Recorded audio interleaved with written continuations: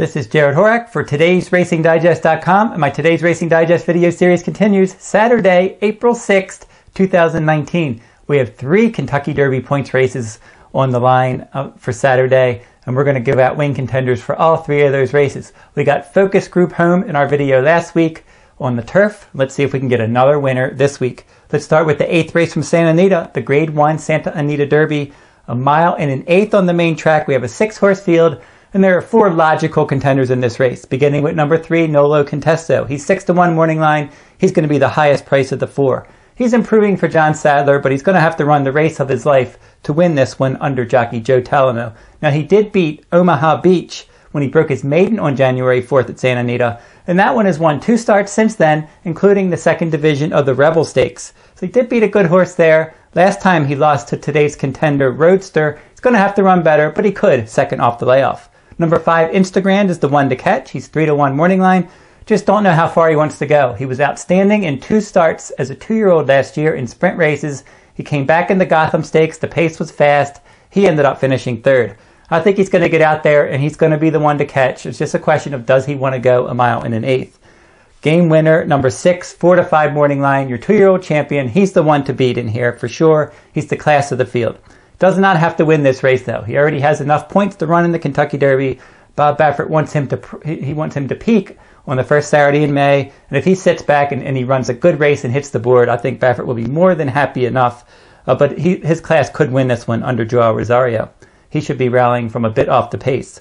I'm going to go with the other Bob Baffert horse as my top choice, number 1, Roadster. He's 5-2 morning line. And I think that he's going to save all the ground right behind Instagram. If and when that one gets tired, he's going to get the first run, and he could end up winning this race if he gets the mile in an eighth distance.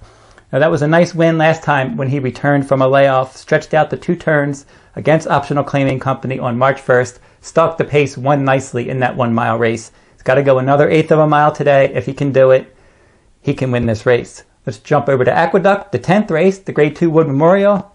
A mile and an eighth on the main track. Some of your top contenders, number 1, Tax, is 9-2. He's the local horse. He's run well in all of his races. He's got some tactical speed. But that Withers race last time, he got a good number, but 4 horses have now come out of the Withers Stakes. They've run in Kentucky Derby points races, and none of them have been able to hit the board. So I'm just not sure about how good Tax really is. Number 3, Hoffa's Union. He's 6-1 morning line. Don't know what to make of this one. He's only run 1 time, and he won by 15 lengths at Laurel Park. He was purchased privately. Mark Cassie has him now. He's a son of Union Rags. He's probably going to be forwardly placed. Don't know how he's going to do in this race. Number 4, Haikal. He's 7-2 morning line. He got plenty of pace help in the Gotham Stakes. He was my top choice that day.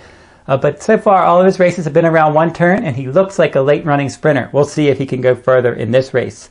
Number 2, Tacitus, your morning line favorite. He's 5-2. He deserves to be the favorite. He earned his best career number in his first start against Winners, first start after a layoff, his first stakes try. That was in the Tampa Bay Derby, coming off of a layoff. An excellent effort that day, getting a 153 final rating. He's bred to get better as distances increase. Would not be surprised if he won this race. He broke his maiden at Aqueduct. A lot of positives here, except he's not going to offer a lot of value.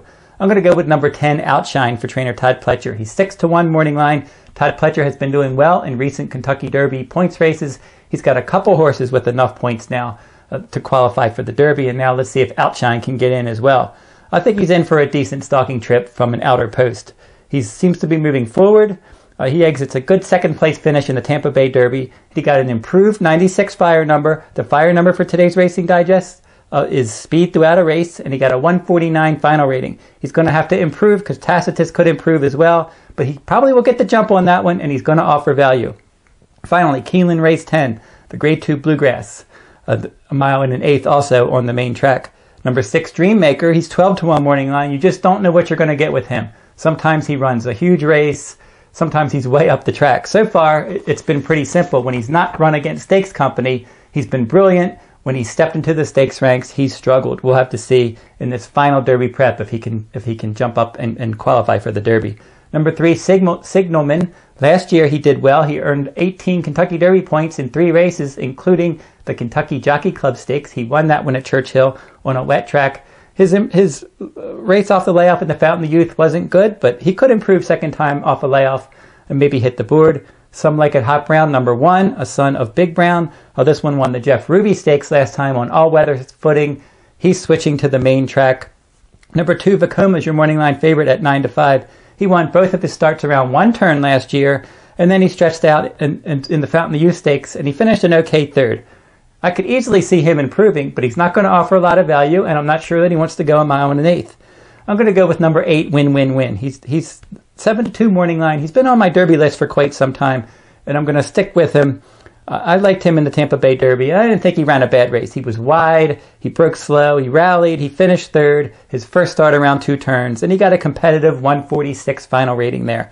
All 4 of his sprint tries were very good, and if he runs back to that Pasco number a couple starts back at 7 furlongs, a 168 final rating in that race, he's going to win this race, there's no doubt. So if he can handle this extra distance in his second start around 2 turns and get a better trip this time, he could easily win the Bluegrass Stakes. So if you like this video, give me a thumbs up, subscribe to my YouTube channel, make some comments in the comment section. Who do you like in these 2019 Kentucky Derby preps, the Santa Anita Derby, the Wood Memorial, the Bluegrass Stakes? If you want my full cards from Santa Anita, you can find them daily at todaysracingdigest.com. If you're interested in these complete digests from Santa Anita, Aqueduct, or Keeneland, you can also find those at todaysracingdigest.com. That will wrap up this week's video. I'll be back next week with another stakes race from around the country.